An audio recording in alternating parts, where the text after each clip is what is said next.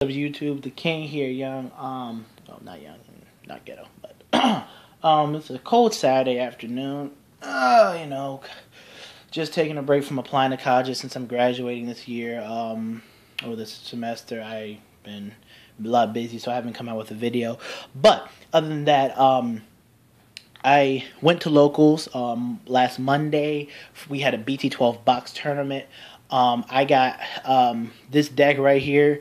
I went undefeated, 7-0 for first place overall at the box tournament. Really proud of how my deck went. The plays I was making. I'll tell you what. I got grade stuck a lot. I'll give you the match results afterward. But I got grade stuck a ton. But due to certain cards in the deck and due to being able to lock and preserve guard in your hand and reduce my opponent's attack, I was able to make a ton of comebacks and get some victories in. So without further ado, let me get on with this deck profile. For right here with our starter, we got Dusttail Unicorn. If my opponent has a locked unit, I can counterblast one, push him into the soul, and lock another card on the field, on his side of the field. So I can lock a front row or a back row. This meaning that, I think he's one of the best starters in the game. He allows you to, again, preserve guards and reduce opponent's attack. This deck is extremely defensive, but also extremely offensive with a nice beatdown strategy. So I think that this deck, for me, anyways, has a perfect balance. Onto the triggers. 4 heals, mandatory. You gotta hit them on 6. Okay, that was ugly. Run 5 draws. I run 5 draws and 7 crits. Alright. Explanation coming up in 3, 2, 1. The 5 draws and 7 crits is because I feel as if this is the best balance for me. Personally, for me. Trigger lineups are personal. That this is the best balance of offense and defense. I have enough crits to continue the offensive pressure in terms of what I hit, but I also have enough draw triggers to continue the defensive presence. That means that if I'll be more likely to damage check a draw trigger a little bit more than a crit trigger, rather if I ran 8 crits and 4 draws, meaning that I'll be able to not only gain 5k power to something to defend myself with, but I'll also get to draw cards, especially on offense too. I hit a draw trigger, I'll draw a card and get 5k power somewhere. Crit triggers, crits, you crit and you deal more damage, but when you get things like that. So I just feel right now that this is the best balance of offensive and defensive triggers for me right now. On to the grade 3. Alright guys, this is the star lineup right now, coming out the gate.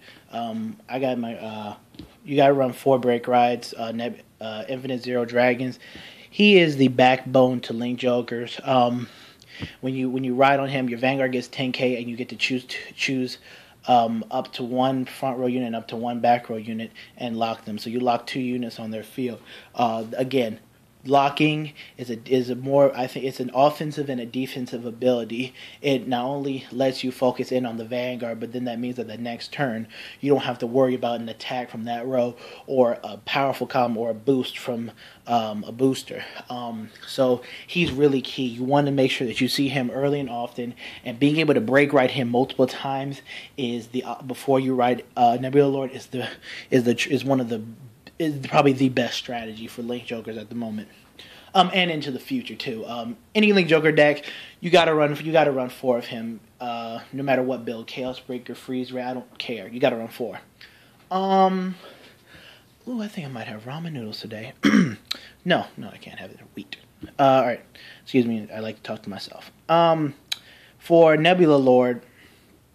For Nebula Lords, he is the main boss of the deck. He is the reason why you're able to push out columns, push out damage, be able to preserve yourself. His limit break is for each lock unit on your opponent's side of the field, you get 3k to your front row, including himself. So that means that you're able to make 15k plus shielding columns with ease, especially if you break right on him. And his other ability is you counterblast 2, and this is not a limit break, so you use this anytime. You counterblast 2, and you choose a back row and you lock it. I think that is a heavy cost, but regardless of that, if you do it smartly, you'll be able to preserve yourself for more turns. I think I might make a video on what to lock and but pretty much about locking. But that's for another day. Okay. Why is there sticky red stuff on the floor? I'm gonna smack him. All right. So yes, this is the grade 3 lineup. This is the standard grade 3 lineup that you're going to want to run for right now. It's nothing much you can really say about it other than that it pushes out columns and it put pressure on opponent. And also another tidbit about this one, Infinite Zero, opponents are afraid of him. People don't want to get you to limit break, and that's fine because then you can start pressuring the Vanguard. You know, if they kill off your rear guards, you can be, okay, I'm going to force you to make me take that 4th damage so I can start locking and then calling out rear guards, you know. So definitely a really intimidating card as well as the deck itself. Let me get on to grade 2. All right, for grade 2s, we got 4 Radons. He's your basic 12k attacker of the deck. He, you know, 12k attackers, you know, if you have a Star-vader Vanguard, so he pushes out numbers, and that's what they all do. Mobius Red Dragon, a lot of debates on him. Some people hate him, some people don't like him. I know that 1k can make a difference between a 5k block and a 10k block, but you know, I choose to run Mobius Breath over the 10k vanilla because he on the Vanguard circle, he is a dual threat. Either your opponent's going to lose a 10k shield, or you're going to hit and you're going to lock a unit, reducing an attack for a turn. So that means that it opens up, oh wait, I can guard this early and, you know, save myself some damage. So I think he's just a great pressure on the Vanguard. Obviously on the rear guard he does nothing, but again with Nebula Lord's ability, you can make him hit 11Ks by himself. You know, or 12K, shoot, you know, if you're going up against MLB, have him hit MLB by himself. So I think that, you know, he is a great card in the deck. Only run at 3. 4 is a bit too many, and 3, I see him pretty often at 3. Oh, enough at 3. For Niobiums, he is one of 2 cards which makes a winning column in your deck. When each time a unit, if he's on the field, each time a unit is locked, he gains an extra 2k. With Nebula Lord's ability, like if you break, you know, Nebula Lord's ability, you can make him, you know, 19k by himself, or and then, you know, lengthen him. You can make, you know, pretty much you can make columns of over 30 with him alone, and you're locking. So he's really key to the deck. He's one of your win conditions. To me, I think he and Lanthanum are win conditions in your deck. So definitely I recommend running 4 of him. He put in a ton of work on Monday. So now I'm going to get into the grade 1. Alright guys, so this is going to be my grade 1 lineup. I got 4 Neons. He's your 10k attacker. I think that he's I think those types of cards are one of the best pressure cards in the game, other than the Aqua Force one, because he's able to, you know, reach 10k because of his ability, and then, you know, with a 6 or 7k booster, he's able to hit an 11k Vanguard for a 10k shield. And again, with Nebula Lord's ability, he can be between 13 to 19, you know, maybe possibly, or things like that, and you know, he can really push out numbers. For 2 Ruthenium, he's the personal booster for Nebula Lords. My man Danny, Stand Up the Vanguard, he got me hip to these types of cards because, you know, when you have him on the rear guard circle and you have to have, and you know, call out another grade 3, like you call it another Nebula Lord, rather than swinging for 17Ks and having your opponent late in the game like, okay, ooh, 10k block, no, I'm going to Soul Blast 1, and he's going to be a 22k shield, so a 15k block, and, you know, that 5k can be the difference in between your opponent staying alive or your opponent taking that 6 damage. You know, really key card to the deck. I feel can make he helped me make a 41k column the other day, or Monday. I think it's a great card. Just run 2 because, you know, you're not always going to have Nebula Lord on him, but, you know, if you do have extra Nebula Lords on hand, definitely try to make a column like this. 4 perfect guards. You got to run 4 perfect guards. This is a break ride, cross ride, like, you know, nut powerful columns. So, you know, you want to be able to defend yourself from, you know, these powerful attacks, especially, you know, if your opponent swinging with big columns like this one, like when you make a 37k column in here or 41k column that's not your Vanguard, you know, you want to be able to get your perfects and block those columns. And then my last grade one, again, I think he's a win condition. Lanthanum, I call him X-23. Niobium is Wolverine. Whenever you lock a unit on and he's on the field previous to you locking, he gains 2k. So again, I've had him reach about, because on average you just want to lock 3. Locking a whole field unless you're running Glindios is kind of bad, but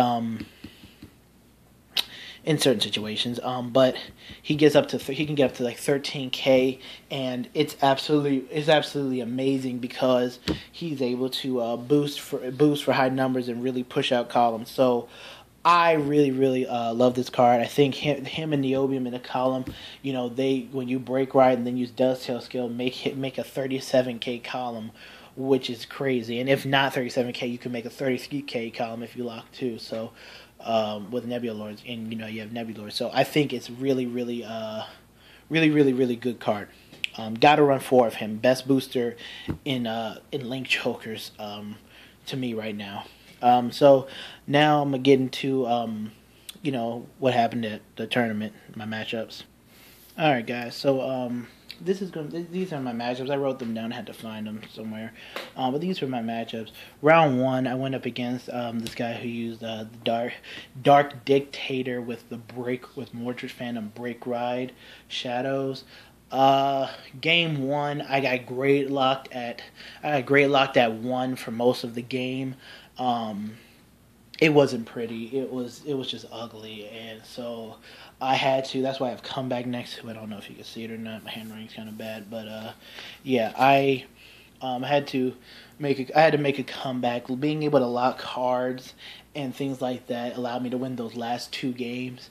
And the game 3 came down to where if he hit a trigger, he would win. If not, I was able to come back. He needed a crit trigger actually, but he drove check 2 grade 3s, and then I was able to go in. Because I didn't get any rear guards that game. It was a pretty ugly game. Round 2, I played against Pale Moons. My man was playing Lukia Reverse with stand triggers and with the stand crit, rainbow trigger mix. Again, I got grade locked game 1 once again.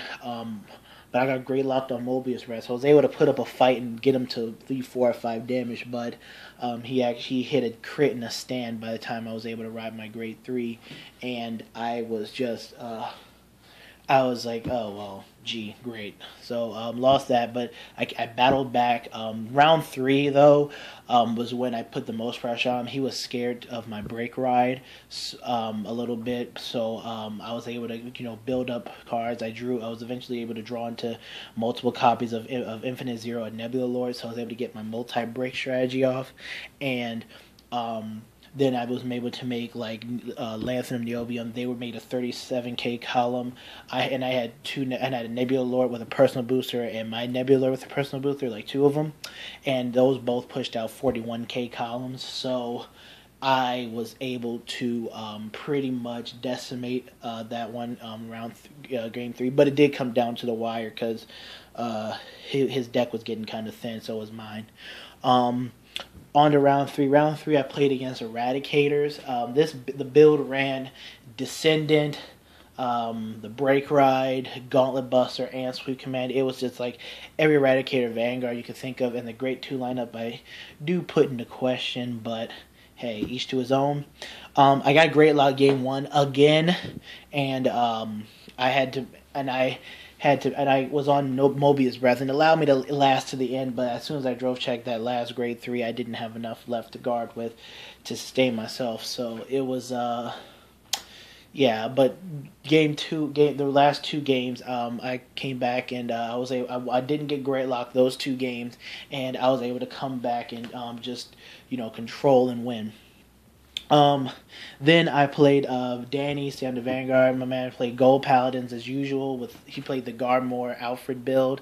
I 2-0'd him.